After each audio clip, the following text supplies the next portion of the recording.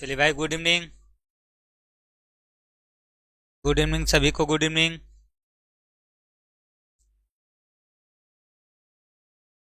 चलिए देखिए, आज हम लोग भाई यूपी बोर्ड का, ठीक है, यूपी बोर्ड जो है 2025 के, देखिए फिजिक्स के एग्जाम के, देखिए हम क्या करेंगे, 5 नंबर वाले महत्वपूर्ण प्रश्न करेंगे। क्या करेंगे भाई?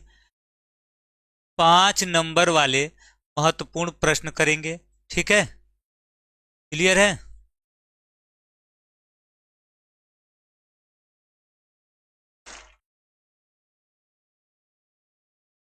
ठीक है, तो सभी लोग रेडी हैं भाई? रेडी हैं? बोलिए जल्दी।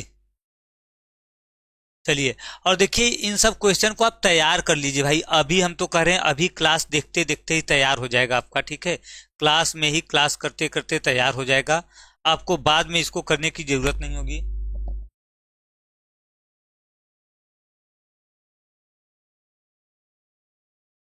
ठीक है, चलिए तो देखते हैं भाई, हम लोग चलते हैं, देखिए क्वेश्चन की ओर। ठीक है, और क्वेश्चन की ओर चलने से पहले भाई एक बार सबको बताया कि सभी लोग एक बार भाई लाइक और शेयर कर दीजिए। एक बार सभी लोग लाइक और शेयर कर दीजिए। हम लोग चलते हैं देखिए आगे। क्वेश्चन देखिए हमारा जो पहला है, देखिए समांतर प्लेट संधारित्र की धारिता का व्यंजक व्युत्पन्न कीजिए। इसकी धारिता को किस प्रकार बढ़ाया जा सकता है?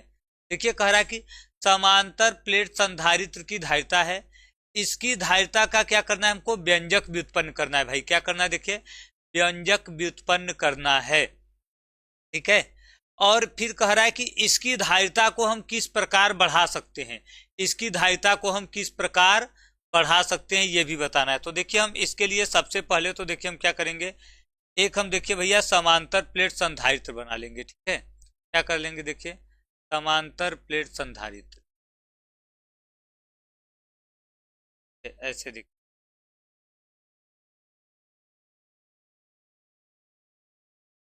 तो ये भैया दो प्लेट है, समांतर प्लेट संधारित्र की ये क्या है, देखिए दो प्लेट है। ठीक है, अब देखिए कह रहा है, देखिए भाई क्या कह रहा है, देखिए एक प्लेट का नाम हम देखिए रख देते हैं पी, और एक का नाम रख देते हैं क्यू।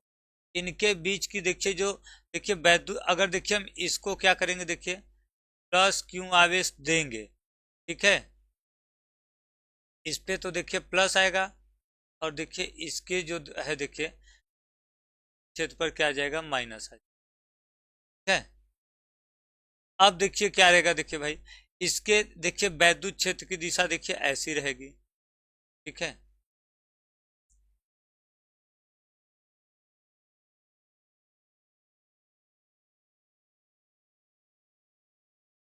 चलिए ये देखिए हो गया हमारा समांतर प्लेट संधारित्र। और इसको देखिए हम ला करके क्या करेंगे, देखिए हम पृथ्वी से ऐसे ऐड कर देंगे, ऐड कर देंगे भैया, पृथ्वी से कनेक्ट कर देंगे। ठीक है, ये देखिए हो गया हमारा समांतर प्लेट संधारित्र। ठीक है, तो हम देखिए लिखेंगे, इसमें क्या लिखेंगे, देखिए माना एक समांतर प्लेट संधारित्र, संधारित्र के प्लेटों, प्लेटों का क्षेत्रफल, प्लेटों का क्षेत्रफल क्या है भैया, प्लेटों का क्षेत्रफल देखिए कितना है, प्लेटों का क्षेत्रफल देखिए भैया कितना है, ए तथा इनके बीच की दूरी, बीच की दूरी कितनी होगी भैया, देखिए पी डी है। ठीक है, इनके बीच की दूरी क्या है, देखिए डी है। ठीक है, देखिए कह रहा है हमने पहले मान लिया कि माना एक समांतर प्लेट संधारित्र है, इसके जो दोनों प्लेट है पी और क्यू हैं, दोनों प्लेट का क्षेत्रफल क्या है भाई, देखिए दोनों प्लेट का क्षेत्रफल। ठीक है सर जी, यंग का जो दीप्त और अदीप्त पिंज का है वह जाता है या नहीं, यह बताओ। अरे भाई पहले ये तो देखो, तुम तो पहले एक कर नहीं रहे हो, पहले तुम उसी में परेशान हो। चलो देखो, तुम लोगों की कमी क्या है, जो पहले होता है सामने वो नहीं देखते हो, पहले तुम लोग दूसरा होता है। पर डे क्लास में तुम लोगों की कमी क्या है पता है, न आने का न समझने का, सबका जो चल रहा है उसके बारे में नहीं सोचते हो, तुम लोग दूसरा सोचने लगते हो। सर जी ये कैसे होगा, सर जी वो करवा दीजिए वो। अरे भाई ठीक है वो तो होगा, पहले जो चल रहा है वो तो बताएं। कल कुछ लोग कमेंट किए थे कल के क्लास में कि सर जो लॉन्ग वाले क्वेश्चन है वो कम समझ में आते हैं डेरिवेशन, तो हम डेरिवेशन करवा रहे हैं। अब ये देख लो भाई, तब तो दूसरा देखेंगे। ये नहीं देखोगे तब तक कहोगे सर वो बताइए, वो जब वो बताने लगेंगे तो कहोगे सर वो बताइए। रोज यही करते रहोगे तब फिर कैसे पढ़ोगे। चलो देखो, देखिए भाई हम क्या लिखेंगे, देखिए जब एक प्लेट को प्लस क्यू आवेश दिया जाता है, दिया जाता है, तो तरे प्लेट पर माइनस क्यू आवेश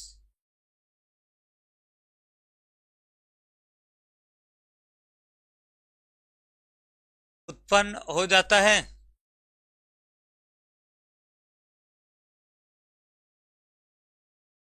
यदि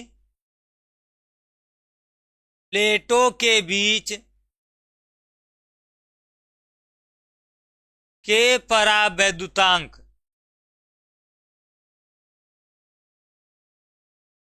के परावैद्युतांक का माध्यम हो, तब प्लेटों के बीच वैद्युत क्षेत्र, प्लेटों के बीच वैद्युत क्षेत्र क्या आ जाएगा।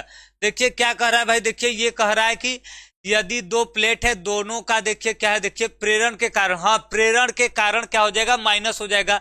वो तो देखिए वैद्युत प्रेरण के कारण ही आवेश उत्पन्न होता है, एक पर प्लस आवेश देंगे तो दूसरे पर माइनस आवेश प्रेरण के कारण उत्पन्न हो जाएगा। अब कह रहा है कि यदि प्लेटों के बीच में के परावैद्युतांक का माध्यम हो, क्या हो भाई, के परावैद्युतांक का माध्यम हो, तब वैद्युत क्षेत्र देखिए ई बराबर क्या आ जाएगा, देखिए क्या आ जाएगा, देखिए भाई हमारा क्यू अपान के एप्सिलॉन नॉट ए आ जाएगा। क्या आ जाएगा, क्यू अपान के एप्सिलॉन नॉट ए आ जाएगा। ये हमारा क्या हो जाएगा भैया, ये हो जाएगा वैद्युत क्षेत्र। क्या हो जाएगा, वैद्युत क्षेत्र। ठीक है,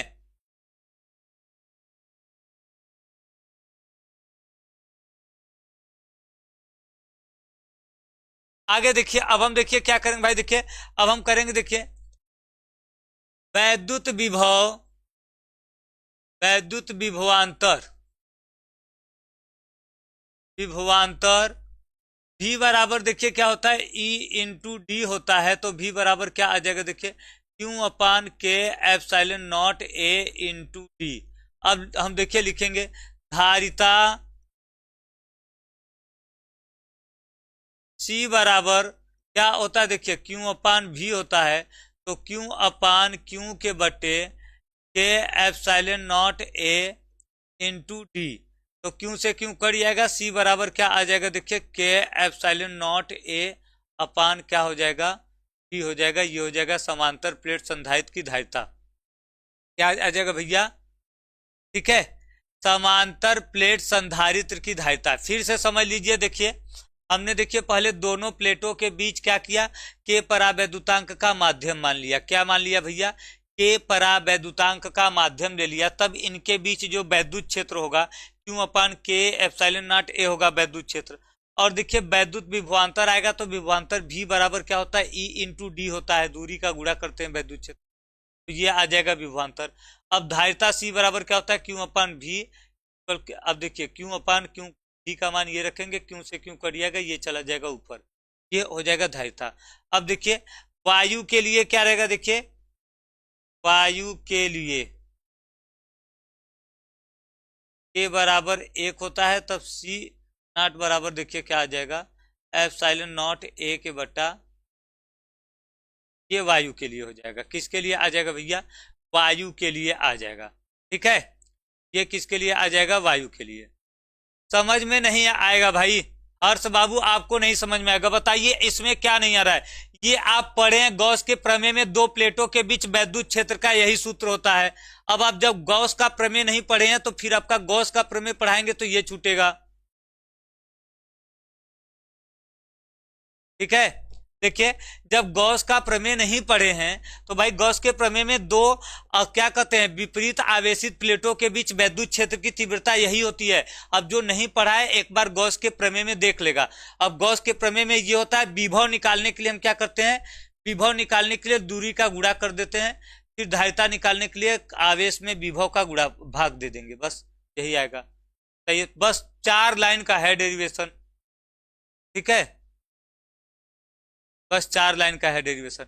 अब देखिए ये तो हो गया हमारा भैया, क्या हो गया, वैद्युत क्षेत्र, देखिए वैद्युत धारिता हो गया। ठीक है, अब पूछा है कि धारिता को कैसे बढ़ाया जा सकता है, तो देखिए हम लिखेंगे धारिता बढ़ाने के उपाय।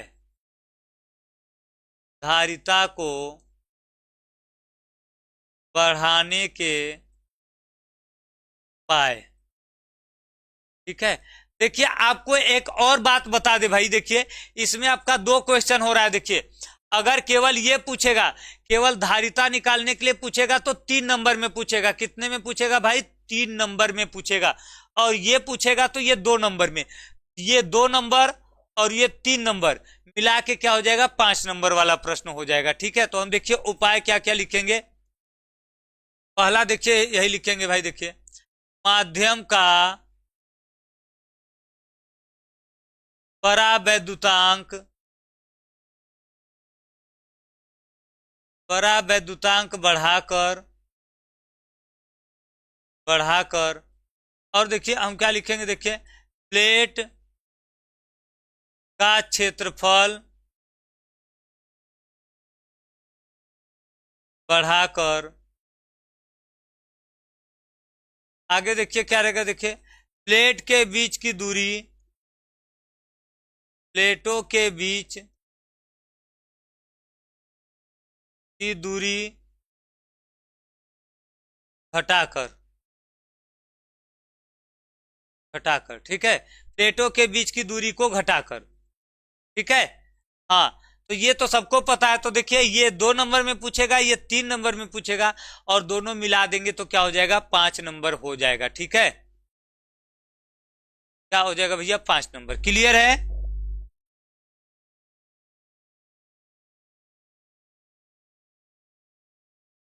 क्लियर है भाई? आगे चला जाए, बोलिए आगे चला जाए। चलिए ठीक है, अब देखिए ये तो हो गया। देखिए समांतर प्लेट संधारित्र की धारिता और इसकी धारिता को बढ़ाने के उपाय, मतलब इसकी धारिता को हम किस प्रकार कैसे क्या कर सकते हैं भैया, बढ़ा सकते हैं। इसकी धारिता को हम कैसे बढ़ा सकते हैं। ठीक है, अब देखिए अगला जो है, देखिए हमारा क्वेश्चन क्या है, देखिए वैद्युत परिपथ संबंधी किरचॉफ के दोनों नियम समुचित आरेख बनाकर समझाइए।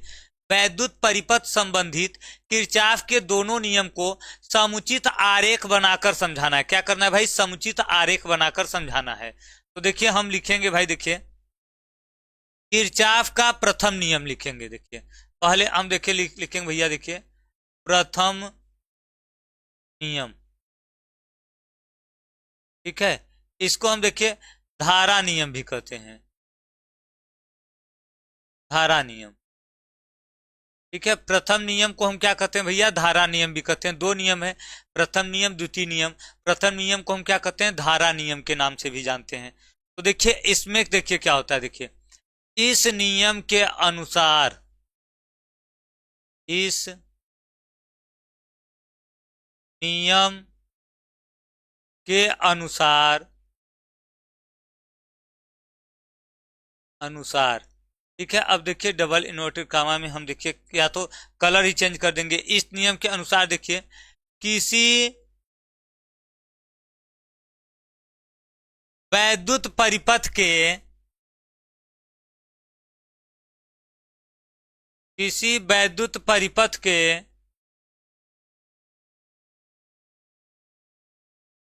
किसी संधि पर, किसी संधि पर मिलने वाली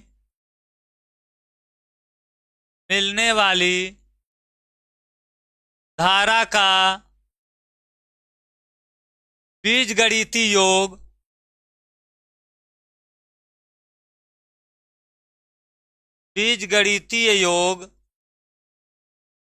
शून्य होता है।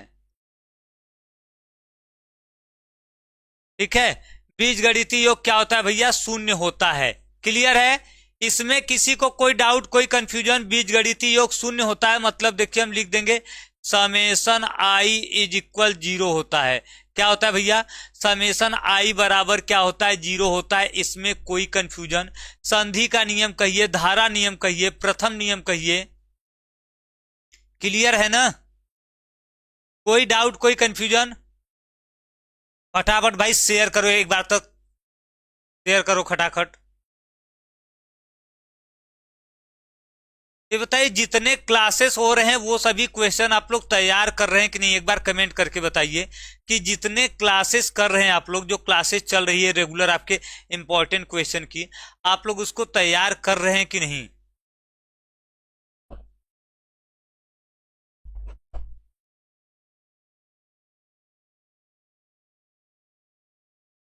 वो भी मिल जाएगा भाई, सूरज साहनी, वो भी सूरज सैनी, वो भी मिल जाएगा आज ही। ठीक है,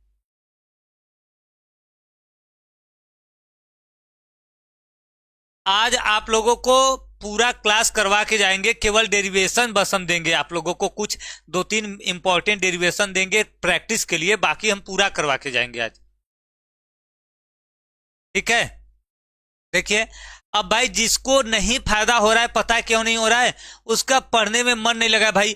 एक दिन क्लास नहीं समझ में आएगा, 2 दिन नहीं आएगा, आप कहेंगे सभी क्लास में कि सर कोई फायदा नहीं हो रहा, नहीं समझ में आ रहा, तो भाई इसका मतलब हमारी कमी है ना, हम पढ़ने पे ध्यान नहीं दे रहे हैं। ठीक है, क्लियर है? चलिए देखिए, अब देखिए भाई हम इसको देखिए क्या करेंगे, देखिए चित्र बना के समझ लेंगे। देखिए देखिए अगर जैसे ये ना, ये एक संधि है, ठीक है, ये क्या है? संधि है। इस पर देखिए इतनी धारा जाकर मिलती है, कौन कौन सी? देखिए ये देखिए I1, I2, I3, I4, I5। ठीक है, तो देखिए हम इसमें लिखेंगे भैया, देखिए किरचॉफ के नियम से, देखिए हम लिखेंगे प्रथम नियम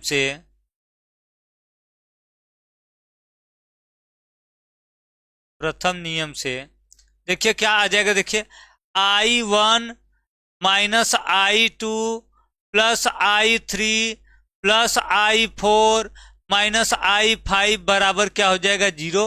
मतलब I1 plus I3 plus I4 बराबर क्या हो जाएगा? I2 plus I5। इसका मतलब देखिए संधि पर आने वाली धारा का योग और संधि पर दूर जाने वाली धारा का योग दोनों क्या होता है भैया? बराबर होता है। जो धारा संधि पर आती है और जो धारा संधि से दूर जाती है, दोनों दोनों धारा क्या होती है भैया? दोनों धारा बराबर होती है। क्लियर है? दोनों धाराएं बराबर होती हैं। तो देखिए हम लिख देंगे नोट में, क्या लिखेंगे भाई? देखिए नोट में, यह नियम आवेश संरक्षण पर आधारित है।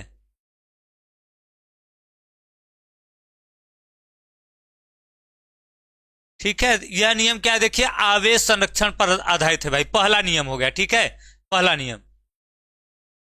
अब देखिए अब हम क्या करेंगे? देखिए दूसरा नियम लिखेंगे भैया। क्या लिखेंगे? देखिए द्वितीय नियम। ठीक है, द्वितीय नियम को देखिए हम क्या बोलते हैं भैया? देखिए पहले तो हम देखिए लिख देंगे द्वितीय नियम। इसको देखिए हम लिखेंगे भाई, देखिए वोल्टता का नियम। वोल्टता का नियम, या तो इसी को हम क्या कर सकते हैं? देखिए भैया हम कह सकते हैं बंद पास का नियम। क्या लिख सकते हैं भैया? बंद पास का नियम। ठीक है, वोल्टता का नियम अथवा बंद पास का नियम कह सकते हैं। ठीक है,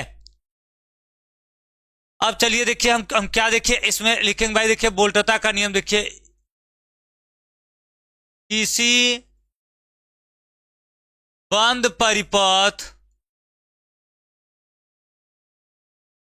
परिपथ में लगे विद्युत वाहक बलों का बीजगणितीय योग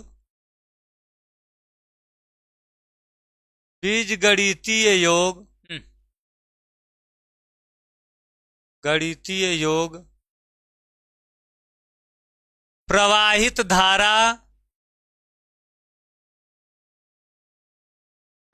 धारा तथा संगत प्रतिरोध के गुणनफल, संगत प्रतिरोध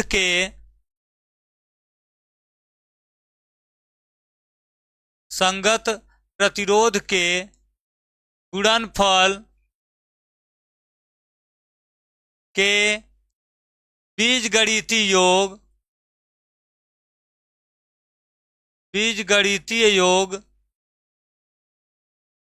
के बराबर होता है।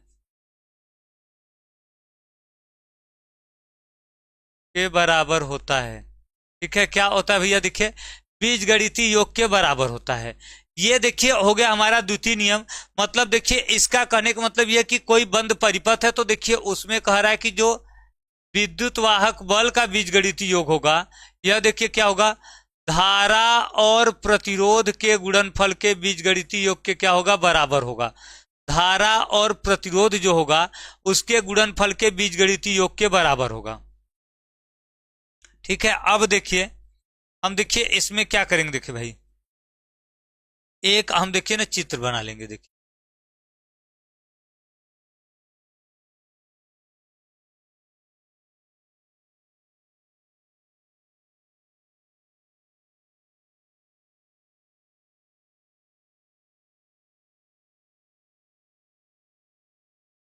इसमें देखिए तीन परिपथ बनेंगे, तीन बंद परिपथ बनेंगे। देखिए A B C D E F.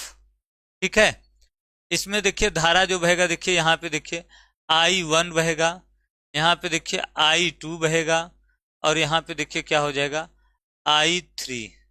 ठीक है, अब देखिए ये क्या रहेगा, देखिए R1 R2 R3। ये देखिए क्या रहेगा, देखिए भाई, ये देखिए इस दिशा में रहेगा ना।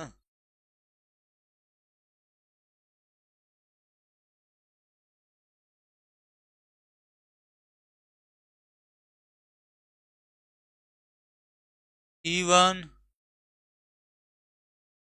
E2। ठीक है,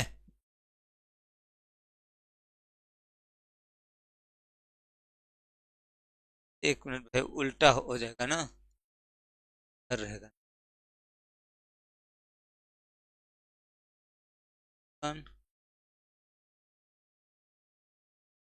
E2।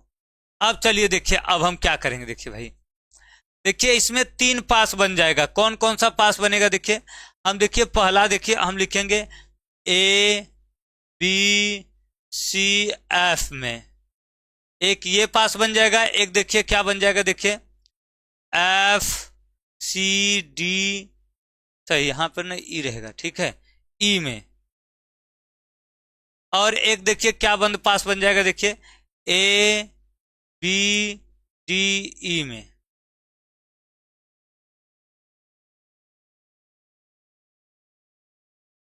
ठीक है, देखिए पहले देखिए हम देखेंगे भैया इस पास में, देखेंगे इस वाले ऊपर वाले में, इसमें तो देखिए इस पास में हमको क्या देखने मिलेगा, या तो हम देखिए दो में ही देख लेते हैं। ठीक है, दो में ही। इस पास में देखिए हमको दो दो विद्युत वाहक बल है, दोनों की दिशाएं एक दूसरे के विपरीत हैं। तो हम देखिए क्या कर देंगे, देखिए E1 माइनस E2 कर देंगे, और बराबर देखिए I1 के साथ R1 प्रतिरोध है, I1 R1, और देखिए I2 के साथ R2 है, I2 R2। इसको देखिए हम माइनस कर देंगे। क्यों? क्योंकि देखिए ये धारा आएगा नीचे, ये जाएगा ऊपर, एक दूसरे के विपरीत धारा है तो घट जाएंगे भैया। एक दूसरे के, ये धारा क्या है, एक दूसरे के विपरीत है तो ये दोनों क्या होंगे, घट जाएंगे। ठीक है। इसी प्रकार देखिए हम दूसरे में देखेंगे तो देखिए एक ही, देखिए ये देखिए दूसरा बंद पास है, इसमें देखिए एक ही विद्युत वाहक बल है, अब इसका कोई कार्य नहीं है। और धारा देखिए क्या है, देखिए I2 के साथ क्या हम देखिए लिख सकते हैं R2, और देखिए इसी दिशा में ये भी जाएगा, उसी में वो भी जाएगा, तो प्लस I3R3। या तो हम देखिए लिख सकते हैं I2R2 प्लस I3 का मान हम क्या रख सकते हैं, I1 प्लस I2, और क्या आ जाएगा देखिए R3।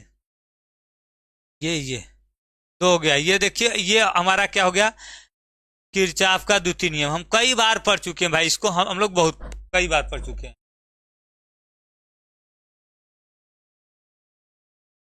ठीक है, चलिए अब देखिए अगला, देखिए बहुत ही महत्वपूर्ण है भाई। देखिए व्हीट स्टोन सेतु का सिद्धांत क्या है। देखिए अगर ये, देखिए क्वेश्चन पूछने का तरीका होता है, अगर यही क्वेश्चन पूछेगा 2 नंबर में तो बस हम सिद्धांत लिख के संतुलन की अवस्था लिख के छोड़ देंगे, आगे कुछ नहीं करेंगे। ठीक है। अगर यही क्वेश्चन 2 नंबर में दे देगा तो बस हम क्या करेंगे, छोटा सा आधा पेज में उसका सिद्धांत लिख के का ये सब लिख के चित्र बना के छोड़ देंगे। लेकिन यहाँ 5 नंबर वाली बात है, अगर यही प्रश्न 5 नंबर में दे देगा तो हमें इसका पूरा डिटेल देना होगा, क्या है, कैसे है, सिद्धांत क्या है, ठीक है, चित्र सब देना होगा। तो ये देखिए 5 नंबर वाला चल रहा है, तो हमें व्हीट स्टोन सेतु का पूरा डिटेल देना होगा कि व्हीट स्टोन सेतु पहले क्या है, उसका संरचना कैसे है, सिद्धांत कैसे है, ठीक है, सब देना होगा। क्लियर है? तो कोई बता सकता है कि व्हीट स्टोन सेतु का सिद्धांत क्या है भाई? व्हीट स्टोन सेतु का सिद्धांत कोई बता सकता है? एक बार कमेंट करके बताइए, हम देख रहे हैं सबका।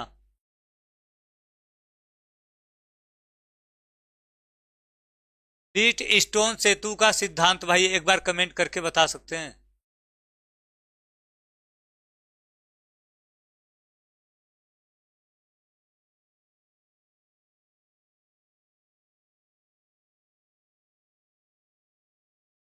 सिद्धांत, सिद्धांत भाई।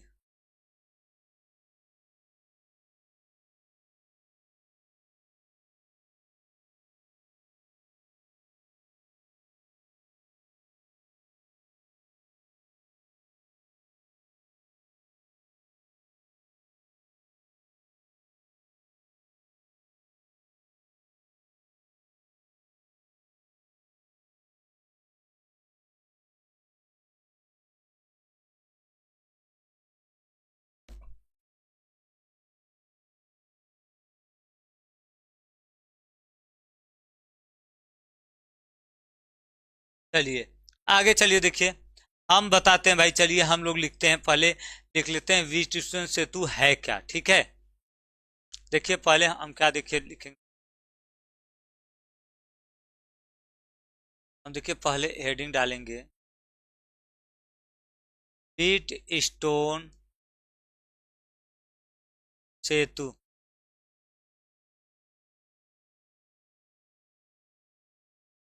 ठीक है, व्हीट स्टोन सेतु।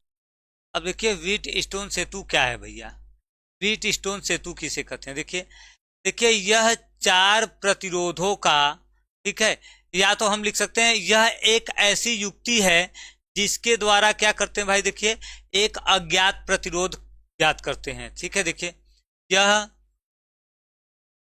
एक ऐसी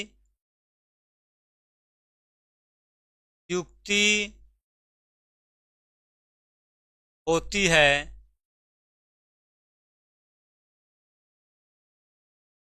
जिसके द्वारा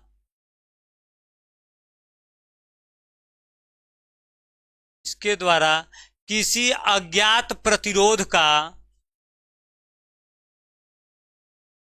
किसी अज्ञात प्रतिरोध का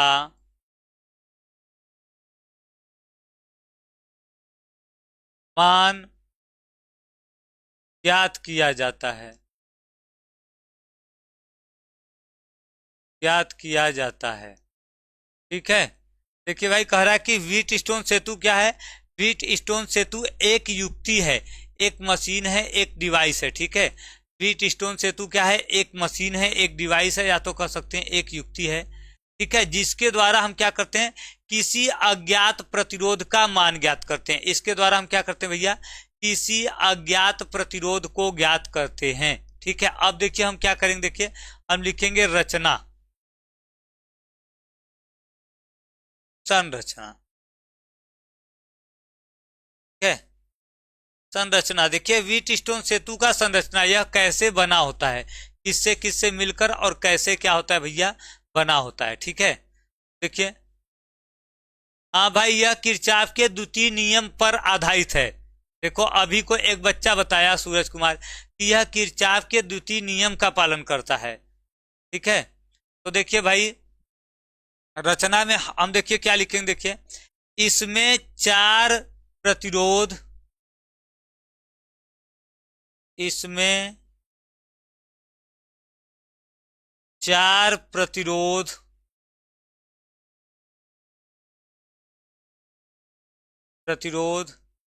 पी क्यू आर तथा यस को जोड़कर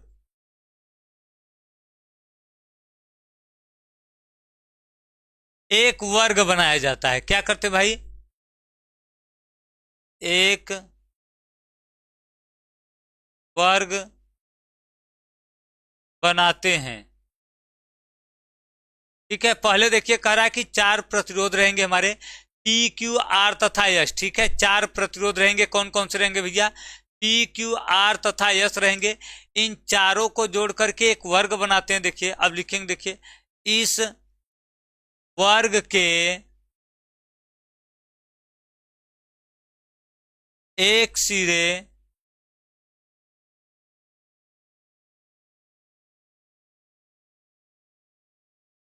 वर्ग के एक विकर्ण, एक विकर्ण में हम क्या जोड़ देते हैं, देखिए एक कुंजी की सहायता से, कुंजी की सहायता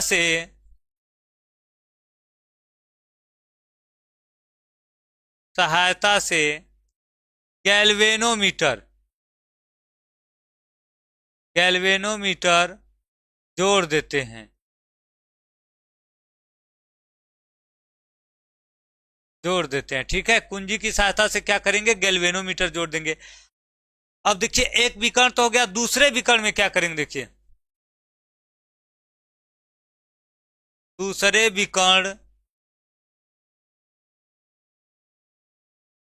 विकर्ण में एक बैटरी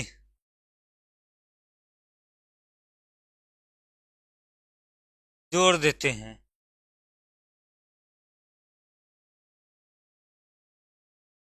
ठीक है, ये देखिए इसका क्या होगा भैया, संरचना हो गया, क्या क्या इसमें कैसे होता है। अब हम देखिए इसको बनाएंगे, क्या करेंगे, देखिए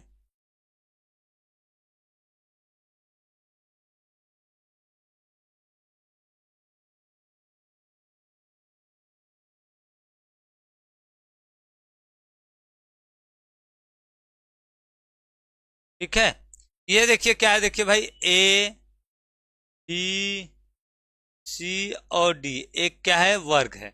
इसके देखिए चारों भुजा पे देखिए एक एक प्रतिरोध जुड़ा रहेगा, चारों प्रतिरोध को जोड़ के तब ये बनता है वर्ग। ठीक है, स्टोन से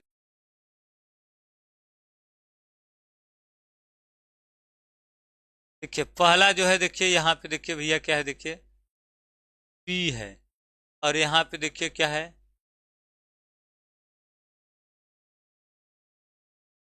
और ये देखिए क्या है भैया, आर है, और ये क्या है, देखिए यस है।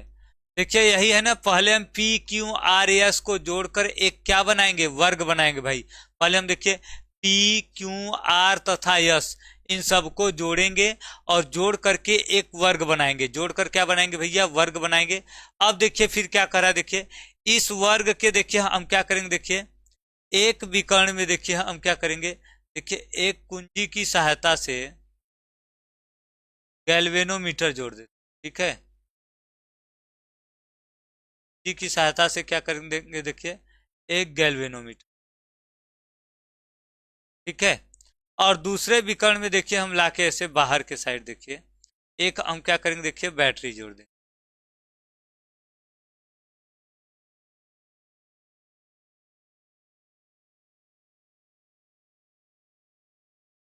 ठीक है। अब देखिए क्या कर रहा है, देखिए भाई यहां से तो धारा देखिए आई आएगी और इसमें धारा देखिए क्या बन, I1 और यहाँ क्या हो जाएगा I2। फिर यहाँ देखिए क्या हो जाएगा I2 और यहाँ पर क्या हो जाएगा I1, ठीक है। ये देखिए ये हमारा क्या देखिए व्हीट स्टोन सेतु है भैया, क्या है? व्हीट स्टोन सेतु है।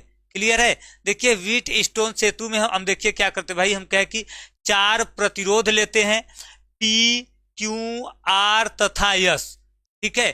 पी क्यू आर यस 4 प्रतिरोध लेते हैं और इन प्रतिरोधों को जोड़ करके हम क्या करते हैं भाई, इन प्रतिरोधों को जोड़कर एक वर्ग बनाते हैं। इस वर्ग के एक विकर्ण पर कुंजी की सहायता से क्या करते हैं, गैल्वेनोमीटर जोड़ते हैं, दूसरे पर एक बैटरी। यहां पर भी देखिए हम कुंजी की सहायता कर सकते हैं, देखिए इससे कुंजी का उपयोग कर सकते हैं, इससे कोई गड़बड़ी नहीं होगी, ठीक है। अगर हम यहाँ पर भी कुंजी कर देंगे तो कुंजी की सहायता से जोड़ सकते हैं, कोई दिक्कत नहीं है, ठीक है। क्लियर है?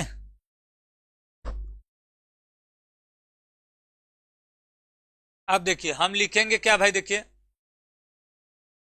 हम लिखेंगे जब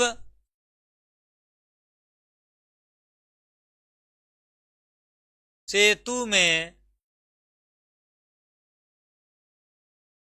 धारा प्रवाहित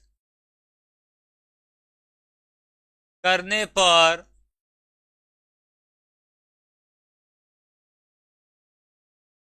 गैल्वेनोमीटर में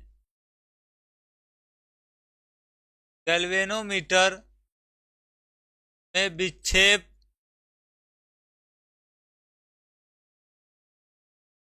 नहीं होता। एक मिनट, ये वाला विक्षेप नहीं, विक्षेप यही कर, विक्षेप नहीं होता तो इसे व्हीट स्टोन सेतु के संतुलन की अवस्था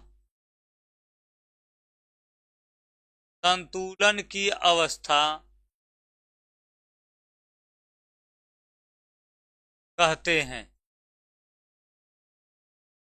क्या कहते हैं भैया? संतुलन की अवस्था कहते हैं, ठीक है। देखिए कह रहा है कि जब व्हीट स्टोन सेतु में धारा प्रवाहित करेंगे इसमें, और धारा प्रवाहित करने के बावजूद धारा प्रवाहित कर रहे हैं, तो इसमें देखिए धारा प्रवाहित जब होगा तो देखिए इस कुंजी को चालू किए रहेंगे तो देखिए इसमें देखिए क्या होना चाहिए, विक्षेप होना चाहिए। जब इस गैल्वेनोमीटर में कोई विक्षेप नहीं होगा तो इसका मतलब इसमें धारा नहीं जा रही है इस वाले पार्ट में, तो उसे हम क्या कहते हैं, उसको हम बोलते हैं भैया संतुलन की स्थिति कहते हैं। अब देखिए संतुलन की स्थिति में देखिए, संतुलन की स्थिति में किरचॉफ के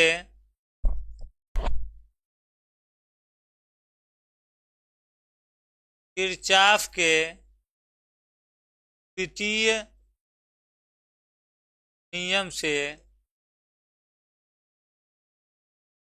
किरचॉफ के देखिए द्वितीय नियम से क्या रहेगा भैया, देखिए हम पहले देखिए लिखेंगे ए बी डी ए में ना, ए बी डी ए में, मतलब देखिए हम ए बी डी ए मतलब समझ रहे हैं।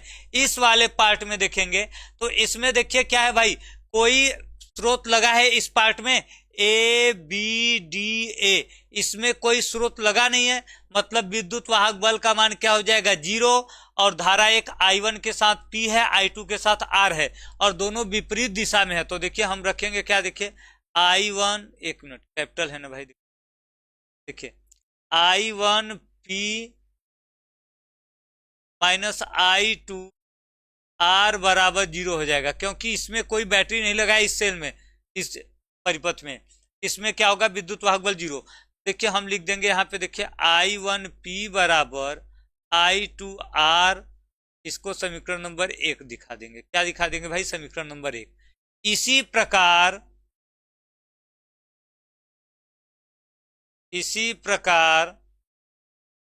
देखिए हम ले लेंगे BCDB में, BCDB में, ठीक है, BCDB में क्या आ जाएगा, देखिए इसमें देखिए उसमें भी वही है, देखिए I1 के साथ Q है, I2 के साथ यस है, तो हम क्या कर देंगे, देखिए I1Q, ठीक है, माइनस I2 यस बराबर 0। अगर देखिए हम इसको एक तरफ करेंगे तो क्या आ जाएगा, देखिए I1Q बराबर I2 यस, ठीक है, समीकरण नंबर 2 ये हो गया, समीकरण 1 और समीकरण 2 हो गया। अब हम देखिए क्या लिखेंगे, समीकरण 1 और 2 से क्या हम देखेंगे भाई, देखिए हम देखेंगे, देखिए समीकरण 1 व 2 से, समीकरण 1 और 2 से देखिए क्या आ जाएगा, देखिए I1P, ठीक है, बराबर क्या आ जाएगा, देखिए I2R बटे में क्या आ जाएगा, देखिए I1 इधर बटे में I2 यस, देखिए I1 से I1 कट गया, ये क्या आ जाएगा P बटे Q बराबर R के बटे यस, और यही क्या होता है, व्हीटस्टोन सेतु के संतुलन की स्थिति की शर्त है, संतुलन की शर्त है, व्हीटस्टोन सेतु में संतुलन के लिए क्या है, यही शर्त है भाई, संतुलन की स्थिति के लिए यही शर्त है कि ये होना चाहिए, संतुलन में ये होगा तभी वह संतुलित अवस्था में कहलाएगा, ये नहीं रहेगा तो वह संतुलन में नहीं कहलाएगा। क्लियर है,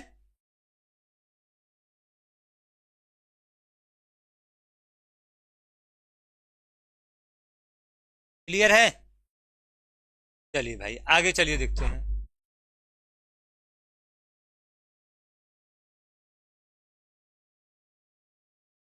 देखिए अगला देखिए क्वेश्चन है, देखिए भाई चुंबकीय दृष्टि से पदार्थों को कितने वर्गों में विभाजित किया जा सकता है, प्रत्येक वर्ग की मुख्य विशेषता बताइए।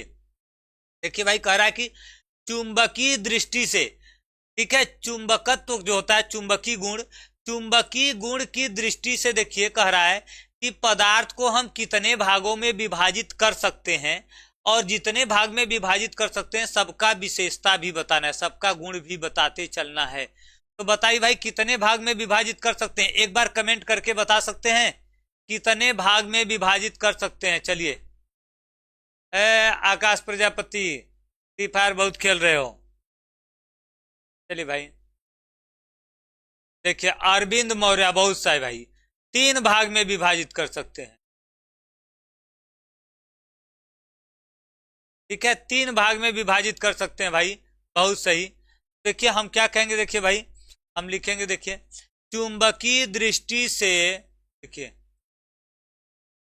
चुंबकीय दृष्टि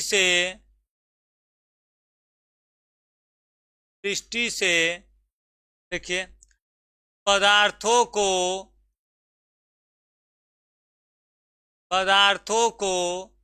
3 भागों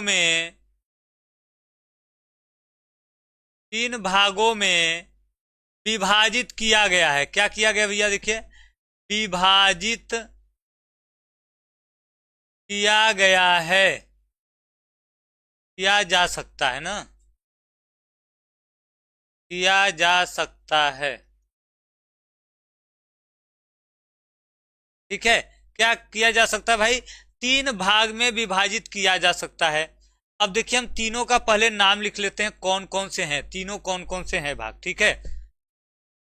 तो देखिए भाई पहला देखिए क्या है भाई, 3 भाग में विभाजित किया जा सकता है। तो देखिए पहला तो देखिए ये है कि देखिए प्रति चुंबकीय पदार्थ, प्रति चुंबकीय पदार्थ, ठीक है। दूसरा देखिए क्या है भाई, देखिए दूसरा देखिए क्या है प्रति चुंबकीय के बाद दूसरा देखिए है हमारा देखिए अनुचुंबकीय, अनुचुंबकीय पदार्थ, ठीक है। और तीसरा देखिए क्या है भाई, लौह चुंबकीय, क्या है देखिए लौह चुंबकीय पदार्थ, ठीक है भैया। क्या है, लौह चुंबकीय पदार्थ है। ये 3 भाग में देखिए बांटा गया भाई, देखिए प्रति चुंबकीय, ठीक है। और देखिए इसके बाद क्या है देखिए भाई, अनुचुंबकीय, लौह चुंबकीय, 3 भागों में पदार्थ को देखिए क्या किया गया भैया, बांट दिया गया है। इन्हीं तीनों भागों में क्या किया गया, बांट दिया गया है। अब हमें तीनों का देखिए विशेषता लिखना है, ठीक है। तीनों की मुख्य विशेषता लिखनी है भैया, मुख्य विशेषता, ठीक है। चलिए तो हम देखिए एक एक करके लिखते चलेंगे। पहला देखिए हम लिखेंगे, क्या लिखेंगे, क्लियर है। प्रति चुंबकीय पदार्थ क्या रहता है, देखिए देखिए हम लिखेंगे, हेडिंग डालेंगे। देखिए पहला हम क्या डालेंगे, देखिए प्रति चुंबकीय, प्रति चुंबकीय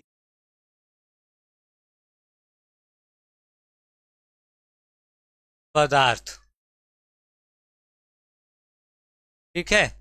प्रति चुंबकीय पदार्थ देखिए क्या रहेगा, देखिए इसमें रहेगा कि देखिए वे पदार्थ जो बाएं चुंबकीय क्षेत्र में, ठीक है, वे पदार्थ जो बाएं चुंबकीय क्षेत्र में चुंबक क्षेत्र की विपरीत दिशा में आंशिक रूप से चुंबकित होते हैं। बाएं चुंबकीय क्षेत्र में क्षेत्र की विपरीत दिशा में आंशिक रूप से चुंबकित होते हैं। तो देखिए हम लिखेंगे वे पदार्थ, वे पदार्थ जो बाएं चुंबकीय क्षेत्र में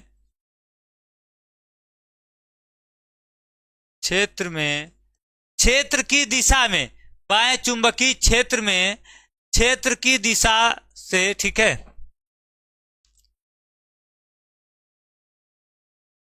क्षेत्र की विपरीत दिशा, विपरीत दिशा में आंशिक रूप से, आंशिक रूप से चुंबकित होते हैं, चुंबकित होते हैं। आंशिक रूप से क्या होते हैं भैया, देखिए चुंबकित होते हैं, ठीक है। देखिए ऐसे पदार्थ जिन्हें कह रहा है कि देखिए जब बाएं चुंबकीय क्षेत्र में रखेंगे तो ये क्षेत्र की दिशा में देखिए क्या होंगे, विपरीत दिशा में आंशिक रूप से क्या होंगे, चुंबकित होते हैं, ठीक है। वैसे परिभाषा नहीं लिखना है, वैसे देखिए हमको परिभाषा नहीं लिखना है, केवल गुण लिखना है। तो हम डायरेक्ट देखिए गुण पर चलते हैं, क्योंकि देखिए हमको परिभाषा सबका नहीं पूछा है, केवल क्या देखिए लिखना है, गुण लिखना है भैया। जरूरी चीज देखिए क्या है, इसके गुण, विशेषता, ठीक है, विशेषता है जरूरी। देखिए क्या पूछा, देखिए इसमें देखिए विशेषता पूछा। देखिए भाई यहां देखिए कह रहा है कि प्रत्येक वर्ग की मुख्य विशेषताएं बताइए। प्रत्येक वर्ग का देखिए क्या करना है, देखिए मुख्य विशेषता बताना है, परिभाषा बताएं चाहे न बताएं, ठीक है। तो देखिए पहला देखिए हम इसमें विशेषता में क्या लिख देंगे, देखिए ये चुंबकीय क्षेत्र, चुंबकीय क्षेत्र में विपरीत दिशा में, विपरीत दिशा में चुंबकित होता है, चुंबकित होता है, ठीक है। क्या होता है भाई, विपरीत दिशा में चुंबकित होता है, ठीक है। दूसरा देखिए हम क्या लिख देंगे, देखिए इसकी चुंबकीय प्रवृत्ति, ठीक है, चुंबकशीलता ना, इसकी चुंबकशीलता क्या होती भाई, 1 से कम होती है, कम होती है, ठीक है। 1 से क्या होता है देखिए, कम होती है, ठीक है। क्लियर है? बताइए, कोई डाउट? कोई डाउट भाई?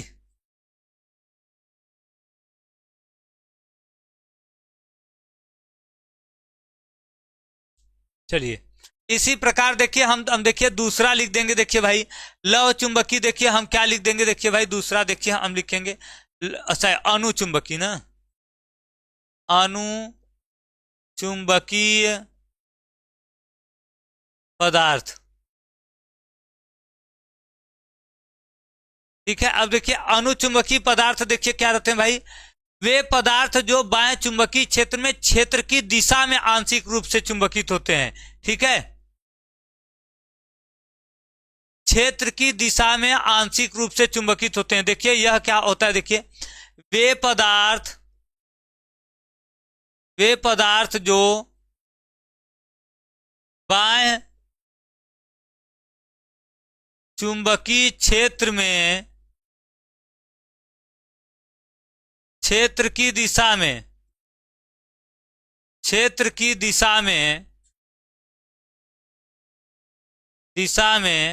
आंशिक रूप से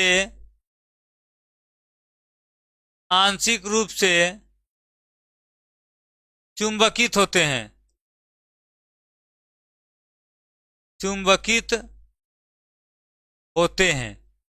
आंशिक रूप से क्या होते हैं देखिए भैया, चुंबकित होते हैं, ठीक है।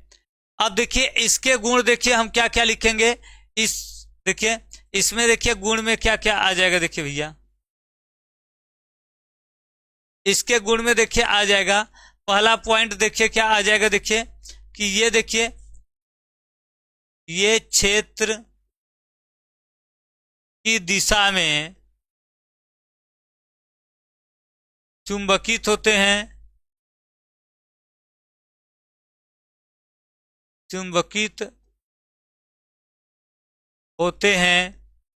ठीक है। इनकी चुंबकशीलता क्या होती है, 1 से थोड़ी सी अधिक होती है, ठीक है। देखिए इनकी चुंबकशीलता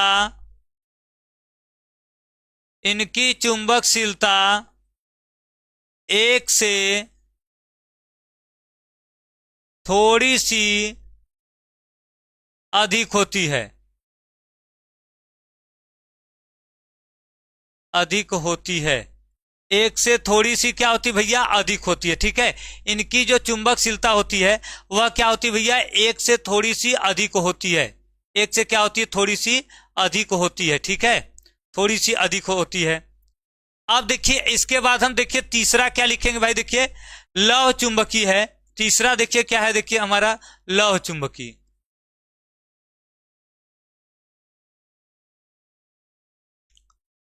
लौह चुंबकी, ठीक है।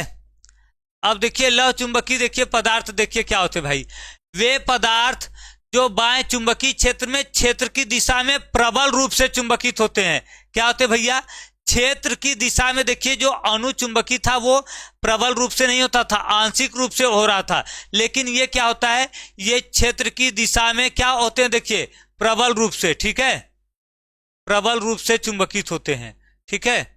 तो देखिए हम लिखेंगे, देखिए वे पदार्थ जो बाएं चुंबकीय क्षेत्र में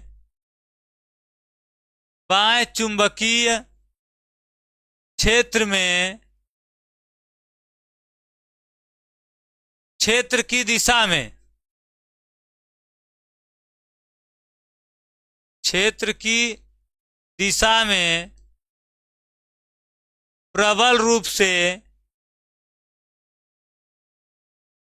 प्रबल रूप से चुंबकित होते हैं, क्या होते हैं भैया, देखिए प्रबल रूप से चुंबकित होते हैं, ठीक है। क्षेत्र की दिशा में ये क्या होते हैं, प्रबल रूप से चुंबकित होते हैं। इनका गुण देखिए जब हम देखेंगे, देखिए भाई इनके गुण में देखिए क्या क्या रहेगा, देखिए तो दो इसमें भी लिख देते हैं। देखिए क्या हम देखिए लिख देंगे, पहला देखिए हम लिख देंगे कि ये क्षेत्र की दिशा में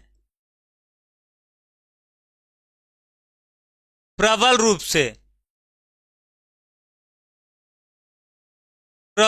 से चुंबकित होते हैं।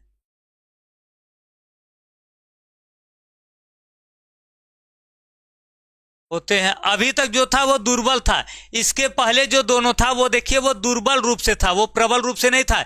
इसके पहले जो दोनों था वो हमारा क्या था, देखिए वो दुर्बल रूप से था भाई, वो दुर्बल रूप से चुंबकित होता था। लेकिन ये क्या है, देखिए ये प्रबल रूप से चुंबकित हो रहा है। ठीक है, अब देखिए प्रबल रूप से चुंबकित होते हैं।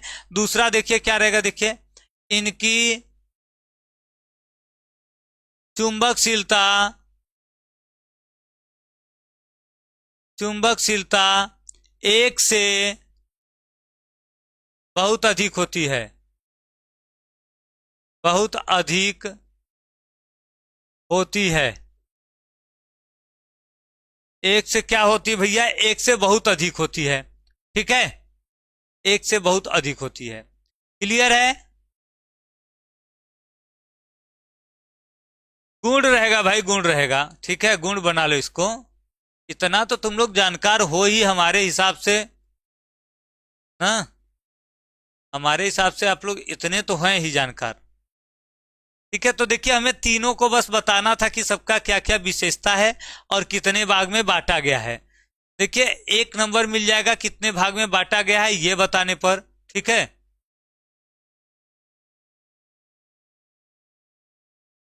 ठीक है,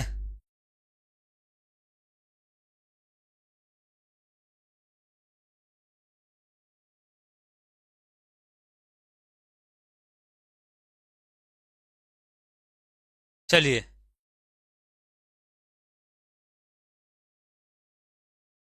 क्लियर है। आगे देखिए, अगला देखिए क्या है भाई, देखिए अगला क्वेश्चन देखिए है, देखिए ट्रांसफार्मर का सिद्धांत क्या है, ऊंचाई तथा अपचाई ट्रांसफार्मर में अंतर उल्लेखित कीजिए, ट्रांसफार्मर में ऊर्जा क्षय के कारणों का उल्लेख कीजिए। देखिए इसमें देखिए छोटे छोटे 3 क्वेश्चन मिला के एक बड़े क्वेश्चन हुए भाई।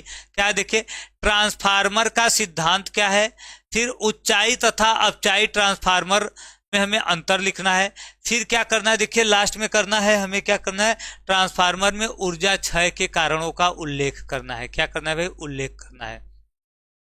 तो देखिए ट्रांसफार्मर का जो सिद्धांत है अन्योन्य प्रेरण के सिद्धांत पर कार्य करता है। ठीक है, तो देखिए हम लिखेंगे भाई ट्रांसफार्मर का सिद्धांत,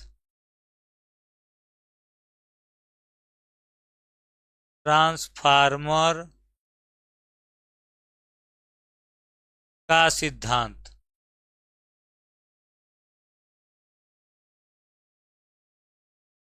ठीक है, ट्रांसफार्मर का सिद्धांत। ठीक है, तो देखिए ट्रांसफार्मर देखिए क्या करता है भाई, देखिए अन्योन्य प्रेरण के सिद्धांत पर कार्य करता है। किस पर करता है, देखिए अन्योन्य प्रेरण। देखिए हम लिखेंगे ट्रांसफार्मर ट्रांसफार्मर अन्योन्य प्रेरण अन्योन्य प्रेरण के सिद्धांत पर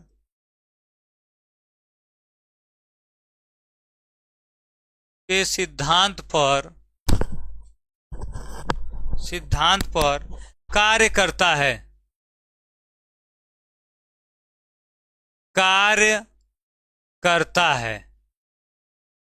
ठीक है भाई, ट्रांसफार्मर का देखिए सिद्धांत क्या हो गया, ट्रांसफार्मर देखिए अन्योन्य प्रेरण के सिद्धांत पर, मतलब ट्रांसफार्मर का सिद्धांत ही क्या है, देखिए जो अन्योन्य प्रेरण का सिद्धांत है वही क्या है हमारा, वही ट्रांसफार्मर का सिद्धांत है। ठीक है, अब देखिए इसके बाद हम देखिए क्या करेंगे भाई, देखिए कह रहा है कि ऊंचाई तथा अपचाई ट्रांसफार्मर में अंतर लिखना है। क्या लिखना है, देखिए ऊंचाई तथा अपचाई ट्रांसफार्मर में अंतर। तो हम देखिए लिख देंगे भाई, हेडिंग डाल देंगे, क्या डाल देंगे, देखिए ऊंचाई तथा अपचाई ट्रांसफार्मर में अंतर। देखिए हेडिंग हम डाल देंगे, देखिए ऊंचाई तथा अपचाई, अपचाई ट्रांसफार्मर, ट्रांसफार्मर में अंतर, अंतर, ठीक है। ऊंचाई तथा अपचाई ट्रांसफार्मर में अंतर क्या होता है ये देखना है, ठीक है भाई। देखिए हम देखिए इसमें भाई अंतर लिखेंगे, पहला पॉइंट देखिए क्या लिखेंगे भाई, देखिए हम पहला पॉइंट देखिए लिखेंगे ऊंचाई ट्रांसफार्मर, ट्रांसफार्मर फार्मर में प्रथम या प्राथमिक कुंडली में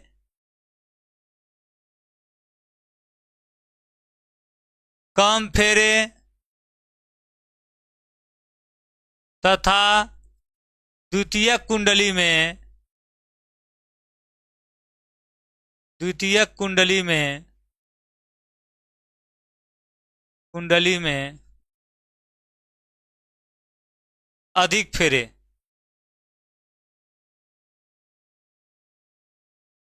अधिक फेरे होते हैं। क्या होते भैया, अधिक फेरे होते हैं, ठीक है। देखिए ऊंचाई ट्रांसफार्मर में प्राथमिक कुंडली में कम फेरे तथा द्वितीय कुंडली में अधिक फेरे होते हैं। मतलब देखिए हम ऐसे लिख सकते हैं, देखिए N1 is less than N2। N1 देखिए क्या है, N1 हमारा देखिए पहली कुंडली में फेरों की संख्या है, क्या है, पहली कुंडली में फेरों की संख्या है। और N2 क्या है, दूसरी कुंडली में फेरों की संख्या है। N2 क्या है भैया, दूसरी कुंडली में फेरों की संख्या है। जबकि, जबकि देखिए हमको अंतर है बताना ना, तो जबकि हम देखिए लिख देंगे अपचाई, अपचाई ट्रांसफार्मर में, ट्रांसफार्मर में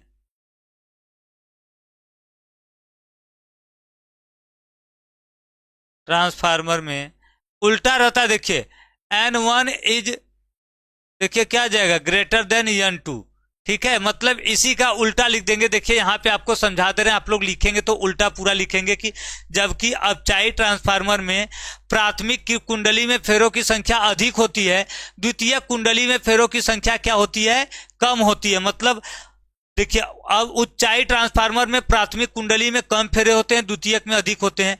जब अपचाई में जाएंगे तो इसका उल्टा हो जाएगा, प्राथमिक कुंडली में अधिक फेरे होंगे, द्वितीय कुंडली में कम फेरे होंगे, ठीक है, द्वितीय कुंडली में कम फेरे होंगे। चलिए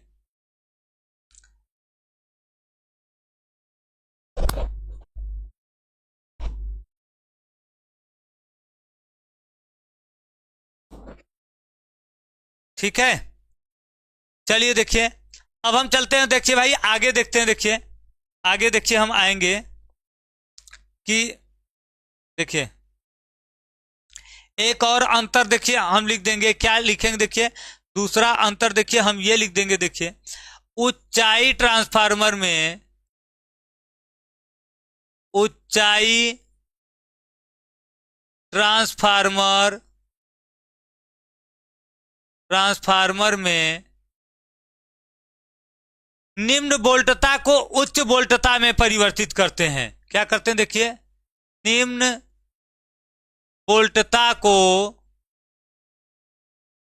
वोल्टता को उच्च वोल्टता, उच्च वोल्टता में परिवर्तित करते हैं, ठीक है, वोल्टता में परिवर्तित करते हैं। जबकि अपचाई ट्रांसफार्मर में, अपचाई ट्रांसफार्मर में, ट्रांसफार्मर में इसमें क्या करते हैं भाई, देखिए इसमें देखिए उच्च वोल्ट, इसमें देखिए हम क्या करते हैं, देखिए उच्च वोल्टता को निम्न में करते हैं, उच्च वोल्टता को निम्न वोल्टता में परिवर्तित करते हैं, परिवर्तित करते हैं। ठीक है, क्या करते हैं भाई, परिवर्तित करते हैं। ये तो देखिए हमारा अंतर हो गया भाई, ऊंचाई और अपचाई ट्रांसफार्मर में क्या हो गया, अंतर हो गया भैया, ऊंचाई और अपचाई ट्रांसफार्मर में अंतर हो गया। अब हम देखिए क्या लिखेंगे, देखिए अब हमको देखिए इसी में अभी लिखना है, ट्रांसफार्मर में ऊर्जा क्षय के कारण का उल्लेख कीजिए। ट्रांसफार्मर में ऊर्जा क्षय के कारण हम देखिए क्या लिखेंगे भाई, देखिए ट्रांसफार्मर में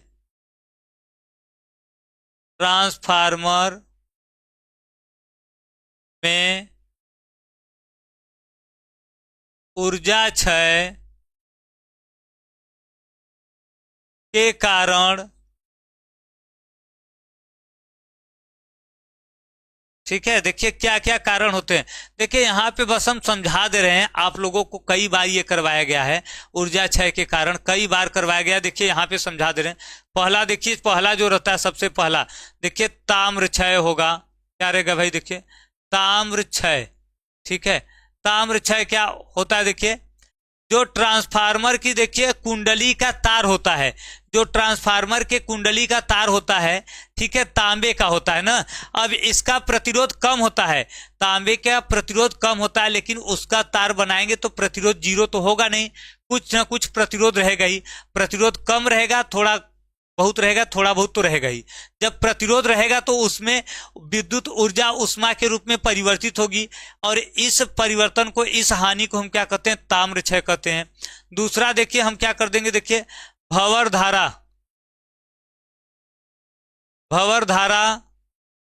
के कारण हानि। ठीक है, भंवर धारा के कारण देखिए ऊर्जा में हानि क्या होती है। देखिए ट्रांसफार्मर का जो प्लेट होता है वो देखिए कई खंडों में छोटे छोटे क्या होता है, देखिए भाई पत्तियों के रूप में बनाया जाता है, पतले पतले पत्तियों के। ऐसा करने से जो होता है भंवर धारा कम उत्पन्न होती है, लेकिन थोड़ा बहुत तो भंवर धारा उत्पन्न होगा। है तो वो धातु का प्लेट ही, कितना भी पतला पत्ती कर देंगे भंवर धारा थोड़ी बहुत तो उत्पन्न होगी। ठीक है, और भंवर धारा उत्पन्न होगी तो वो भंवर धारा उस प्लेट में, क्रोड में घूमती रहेगी, तो ऊर्जा का क्या करेगा, विनाश करेगा ही, थोड़ा बहुत करेगा ही। तो इसके कारण जो हानि होती है वो क्या होती है, भंवर धारा में हानि। तीसरा देखिए क्या है हमारा, देखिए शैथिल्य हानि है। ठीक है, या शैथिल्य क्षय। ठीक है, तो ये आप देखिए सबके बारे में दो दो लाइन लिख देंगे, हो गया जैसे समझाया गया। ठीक है, अब देखिए इसके बाद देखिए आपका है ट्रांसफार्मर क्या है, इसकी संरचना को चित्र सहित समझाइए भाई। ट्रांसफार्मर क्या है, इसकी संरचना को चित्र सहित समझाना है। ये देखिए कई बार कराया गया है। ट्रांसफार्मर का वैसे आधा भाग तो इसके पहले वाले क्वेश्चन में करवा दिए। जो आपका सिद्धांत है ये सब उसी में से लिखेंगे, ऊंचाई ट्रांसफार्मर, अपचाई ट्रांसफार्मर। ठीक है, ठीक है, ये उसी में से हम लोग लिखेंगे, ऊंचाई ट्रांसफार्मर, अपचाई ट्रांसफार्मर, सिद्धांत, ये सब लिख देंगे। इसके बाद इसका चित्र बना करके वर्णन करना है।